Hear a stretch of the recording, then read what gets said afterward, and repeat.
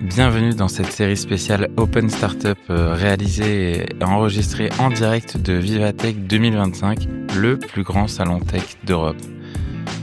Je vous amène dans les coulisses de l'événement, au plus près des entrepreneurs, des innovateurs, des experts du numérique, pour capter à chaud les tendances, les idées qui bousculent et les voix de celles et ceux qui construisent la tech d'aujourd'hui et de demain. Des interviews, des échanges spontanés, des retours sur le terrain, c'est du contenu pour vous faire vivre l'énergie du salon comme si vous y étiez. Dans cet épisode, on part explorer l'innovation en santé avec Jérôme Leleu, fondateur du média L'œil de la e-santé, qui parcourt, comme moi, Vivatech pour capter les signaux faibles et les pépites du secteur. Bonne écoute!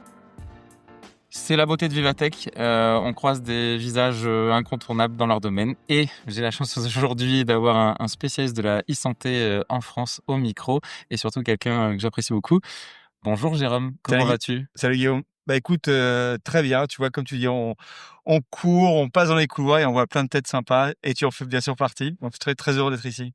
Tu es donc entrepreneur, tu es un acteur engagé dans la e-santé depuis de nombreuses années, fondateur de Sim4Health, Interaction Healthcare et d'autres initiatives. Et là, en ce moment, ce que tu portes le plus, c'est l'œil de la e-santé. Donc, tu sillonnes les grands événements. Vous avez plein aussi de formats, qui sont en newsletter, en vidéo. Est-ce que tu veux nous en dire un peu plus? Est-ce Bien que sûr. ça va comme présentation Ah, ou c'est tu veux super en dire Guillaume. un peu plus? Ouais. Non, écoute, tu as raison. Là, en fait, on couvre avec notre média vidéo qui s'appelle donc l'œil de la e-santé, qui est en fait la continuité de ce qu'on a initié avec l'équipe d'Interaction Healthcare il y a maintenant un peu plus de 10 ans, qui s'appelle les grandes tendances de la e-santé. Et donc tous les ans, donc fin janvier, on le fait depuis plusieurs années à Station F, donc le plus grand campus de start-up au monde, donc à Paris. On reçoit à peu près 5000 personnes à distance, à peu près 800 personnes qui sont donc le jour J à Station F, et on va parler en fait des actualités, des innovations. Donc on reçoit en fait tous les acteurs de l'écosystème, que ce soit les acteurs ministériels, les grands groupes pharmaceutiques, les startups, les patients, les pôles de santé, établissements de soins, tous les acteurs qui servent au développement, bref, tous ceux qui œuvrent au développement de la santé numérique. Et en fait, dans la continuité de notre développement, on nous a dit: «Mais c'est super ce que vous faites au mois de janvier, mais c'est qu'une fois par an, il faudrait continuer». Et plutôt que refaire plein de petits micros, grandes tendances tout au long de l'année, on s'est dit: «Mais si on faisait un format qui était plutôt asynchrone?» On est tous très pris par nos activités professionnelles, personnelles, familiales, et se dire: «Bah tiens, j'ai vu un post de Jérôme, ou d'Interaction Healthcare sur tel sujet, qui touche la e-santé, bah tiens, j'irais bien le voir». Et le média vidéo, j'avais en tête depuis quelques temps et c'était le bon format. Et on l'a lancé donc il y a un peu plus d'1 an et bah ça cartonne. On a un super retour. En fait, c'est la continuité de notre communauté, tu vois. Ça fait Ouais. 15 ans qu'on travaille avec eux. Et moi, je suis content que tu me poses la question parce que et qu'on se rencontre parce que en fait, j'essaie d'y garder la même gourmandise, tu vois. Moi, je suis passionné par toutes les boîtes qu'on peut voir. Toi, je sors juste de l'entretien avec Essilor Luxottica qui m'explique comment ils sont devenus une medtech. Tu vois, donc c'est un grand groupe et puis juste après, tu as une start-up qui vient juste de naître et qui t'explique comment, dans les femtech, par exemple, eh bien, ils vont pouvoir proposer des solutions innovantes pour la santé de la femme. Donc, ça fait 15 ans et ça ne s'arrête pas. Voilà. Ouais, ça se voit que t'es passionné de tout ça aussi. Du coup, là, c'est l'occasion en effet de faire une sorte de veille un peu sur le terrain parce que toutes les startups sont là.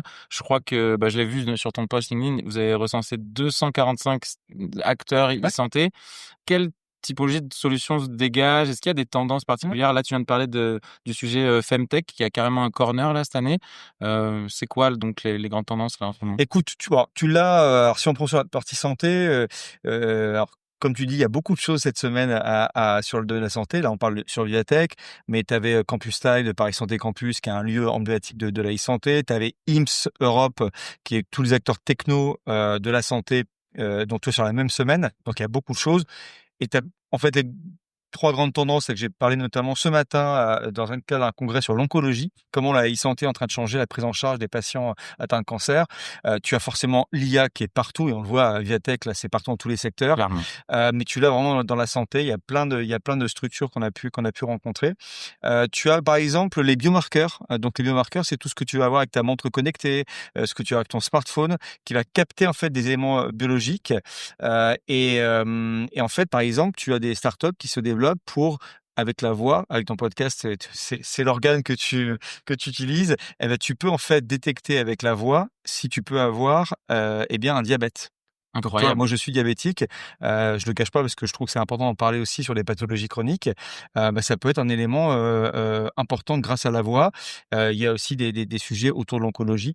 Donc voilà, donc c'est vrai que c'est vraiment, très important et puis quand peut-être te parler à contre-courant, tu vois on en parlait avec un des médecins que je connais, donc Julien qui est un médecin oncologue, qui est quand même Mmh. vraiment passionnant, qui publie beaucoup sur LinkedIn sur ce qu'il vit au quotidien en tant que médecin et par exemple, toi, les blockchains, on en parlait beaucoup il y a 3-4 ans, peut-être même 5 ans. Ouais. Là, on voit les cas d'usage sont moins, forts et peut-être, tu vois, là, en sortant de ce rendez-vous avec Essilor, je leur posais la question: «Pourquoi, toi, les lunettes qu'ils ont fait avec Meta marchaient bien?» Bah, en fait, quand tu les lunettes, à part quand tu as la petite lumière, en fait, tu as pas l'impression que tu portes des lunettes. Ils viennent de lancer une nuance qui permet d'avoir le côté aide auditive. Tu as plus, en fait, tu vois, les gros Maintenant, il y a la systèmes que tu conduction osseuse et cetera. exactement et en fait, dès l'instant où, en fait, la technologie, elle est intégrée dans ta vie, elle n'est pas invasive, bah, au final, elle se déploie plus vite. Donc tu vois, c'est peut-être aussi un enseignement.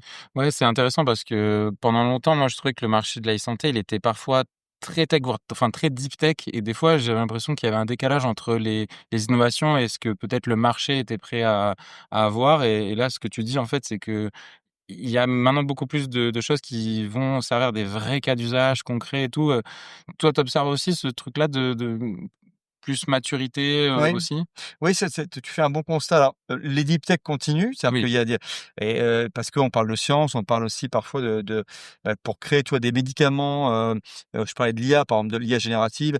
J'ai rencontré une boîte qui est incroyable, qui s'appelle Akemia, qui en fait est un mélange entre l'IA générative, la physique quantique, et qui permet en fait de créer des nouvelles molécules, des candidats médicaments, grâce, eh bien à l'IA, notamment en oncologie. Donc tu es obligé d'avoir eux, c'est vraiment des vrais deep tech. Par contre, voilà, tu vas avoir des solutions très concrètes pour, notamment tout ce qui est dispositifs médicaux qui vont accompagner des pathologies chroniques. Hem, Sans rentrer dans le détail, je pense enfin, toi, la synthèse, c'est il faut que ces startups-là, au-delà de leur équipe qui doit être polymorphe avec, des médecins, parfois des patients aussi qui peuvent, être présents, des ingénieurs, des acteurs de la e-santé. C'est vraiment le co-concevoir avec les patients et les pôles de santé et c'est là où tu fais les meilleures, innovations qui sont diffusées par la suite. Et la France, elle en est où sur, l'échiquier alors, européen, même mondial? Parce qu'on sait qu'on a des vrais avantages, stratégiques, que ça soit les talents, que ça soit, les collaborations qui se font avec certains hôpitaux qui sont très à l'avant-garde de ça et d'ailleurs, on a de la chance aussi en Nouvelle-Aquitaine, Mmh. on est pas mal sur le sujet. Hem, Où est-ce qu'on en est, sur ces grandes tendances aussi? La France, comment elle se positionne? Eh beh, écoute, elle a une présence assez forte, notamment au niveau, étatique. Il y a un vrai courant depuis 2019, avec, bah, notamment, cette démarche de la e-santé donc, qui est une sorte de maison de la santé numérique qui donne en fait, eh bien, un cadre, alors sur les sujets un peu techniques, mais d'interopérabilité. Tu as 151 règles qui ont été établies pour que les acteurs, les éditeurs logiciels travaillent en respectant un référentiel. OK. Un peu ce que tu as connu dans les télécoms il y a 20 ou 30 ans, tu vois le fameux roaming, alors je suis un petit peu plus vieux que toi, Non, mais mais tu je vois vois. tu vois, tu te rappelles le roaming? Ah mais merde, Exactement. même vous on pouvait pas changer de numéro de téléphone, tout ça a été régularisé en disant: «Non, mais vous changez, vous êtes libre». Bah, c'est pareil sur la santé, c'est OK, là on parle de données de santé et autres. Si vous voulez proposer des solutions, nous la France, on donne un cadre qui est important. Tu vas avoir aujourd'hui, un cadre européen sur les données de santé. Et bah, j'étais hier, toi, avec Pascal Cagny, le patron de Business France, et il disait voilà aussi que la France avait vraiment des atouts sur cette qualité scientifique, cette rigueur scientifique, cette expertise médicale que nous avons et les talents d'ingénieurs. Heu et que parfois peut-être la contrainte un peu réglementaire qui est parfois lourde, et ben au final, elle donne un cadre d'excellence qui peut permettre de développer. Bref, si tu le développes en France, tu peux le développer sur, d'autres pays, quoi. Excellent et du coup, ça va être quoi la feuille de route? Alors c'est toujours, compliqué de prédire le futur, mais si on va jusqu'à 2030, tu vois, à 5 ans et cetera, c'est quoi toi ta vision et potentiellement même pour des personnes qui ont envie d'entreprendre ou qui ont envie de se saisir de certains sujets, ça va être quoi les grandes directions, pour la suite? Bah, écoute, moi, je pense que je te dis, je suis intervenu là sur le domaine de l'oncologie. Pour Ouais. moi, tu as des sujets organisationnels et des sujets technologiques. Organisationnels, par exemple, c'est l'accès à la data, Mmh. parce que l'intelligence artificielle se nourrit, bah, de son avec son moteur d'intelligence de la data. Si tu as pas la data et il faut qu'elle soit mieux structurée, il faut qu'elle soit plus accessible, il faut qu'elle soit aussi, donnée en termes d'information auprès des patients. Si je te dis, Guillaume, cette data, elle va être utilisée par, des assurances, d'autres acteurs. Toi, il y a un côté très anxiogène dans ma question. Forcément, tu vas me dire: «Non, Jérôme, je veux pas la donner» et c'est normal parce que, bah, le numérique, c'est la confiance. Si par contre, je te dis: «Guillaume, est-ce que tu es prêt à donner tes données, de santé qui vont permettre de contribuer à des études scientifiques, à des études épidémiologiques pour baisser, le risque de cancer?» Bah, oui, forcément, tu vas me dire oui parce que tu as un cadre qui est quand même beaucoup plus positif. Donc il faut réguler. C'est pour ça, moi, je trouve que ce cadre, donné par la France, il est parfois peut-être un peu lourd, mais au final, il est exigeant et donne un cadre positif. Donc ça, c'est le côté réglementaire, donc accélérer la data pour accélérer les innovations.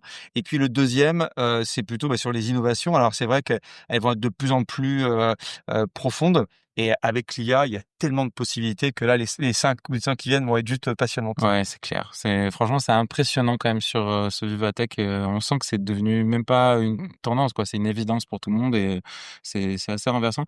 Avant de conclure, est-ce que tu as une ou 2 startups, à qui tu aimerais faire un coup de projecteur, particulier? Alors c'est dur parce que toi tu t'en vois plein, mais spécifiquement là, Ouais, mais bien je viens d'en parler une là, toi, donc ouais, Akemia dis-moi. que je trouve, intéressante et puis il y en a une, tu parlais de la Nouvelle-Aquitaine, je crois qu'il y a une boîte que je suis beaucoup, et qui est un peu dans dans un des principes aussi de l'e-santé, qui est aussi l'accessibilité, parfois aussi des sujets qui sont pas simples à aborder, celui de la prévention. Je pense notamment, docteur Charlotte Berthaud de Dépistez-vous, parce que, bah, on parle beaucoup de la médecine curative, mais une première approche, c'est la prévention. Je t'ai dit, je suis diabétique, peut-être qu'en ayant une démarche peut-être plus de prévention, j'aurais peut-être eu ce diabète, mais plus tard. Mmh. Donc je pense que c'est important, donc là, dans le cas d'Épicévou, c'est plutôt sur la partie de l'oncologie et Charlotte que je suis beaucoup parce que je trouve que toi, c'est un médecin qui a arrêté son activité,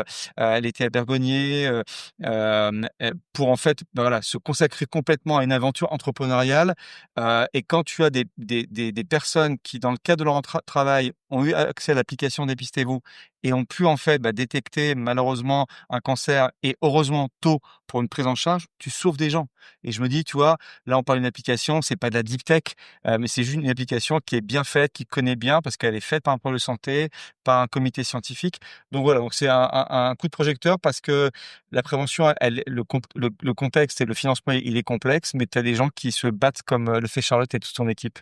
Génial. Ben, en plus, vous avez fait une interview de Charlotte sur, l'œil de la e-santé, donc je la rajouterai en description et puis tu me rajoutes une personne à ma wishlist, donc je te demanderai à l'occasion peut-être la mise en relation. Merci beaucoup Jérôme, pour les personnes qui veulent en savoir plus, donc il y a le site web œil-santé.media, YouTube, la newsletter.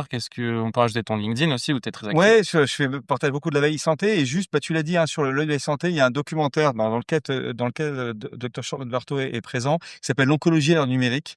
Tu vois, on parle beaucoup de stack contain, donc d'avoir de 2-3 minutes.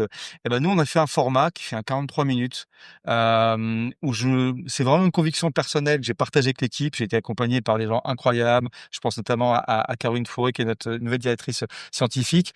Bah, je pense que Guillaume, prendre 43 minutes de sa vie pour regarder un reportage qui explique l'oncologie à l'ère du numérique. C'est passionnant. C'est 18 experts qui ont été interviewés et je vous invite à voir ce reportage dans l'œil de la santé. Avec plaisir, merci. On mettra toutes ces infos Jérôme. Ben, bonne suite de Vivatech et puis, bah, à très bientôt à Bordeaux ou ailleurs. Merci Guillaume pour l'invitation. Merci d'avoir écouté cet épisode d'Open Startup spécial Vivatech. D'autres interviews arrivent très vite, alors pensez à vous abonner sur votre plateforme d'écoute préférée pour ne rien manquer. Et si cet épisode vous a plu, vous pouvez soutenir le podcast en laissant 5 étoiles sur Spotify ou Apple Podcast ou en le partageant autour de vous. Pour prolonger les échanges ou me faire un retour, direction LinkedIn, car c'est là où je suis le plus actif. Un grand merci à l'équipe Tracteur, une équipe passionnée d'innovation qui accompagne les entrepreneurs dans le développement de produits et services numériques et sans qui ce podcast ne pourrait pas exister. C'était Guillaume Comagnac, prenez soin de vous, je vous dis à très bientôt pour la suite de cette série au cœur de Vivatech.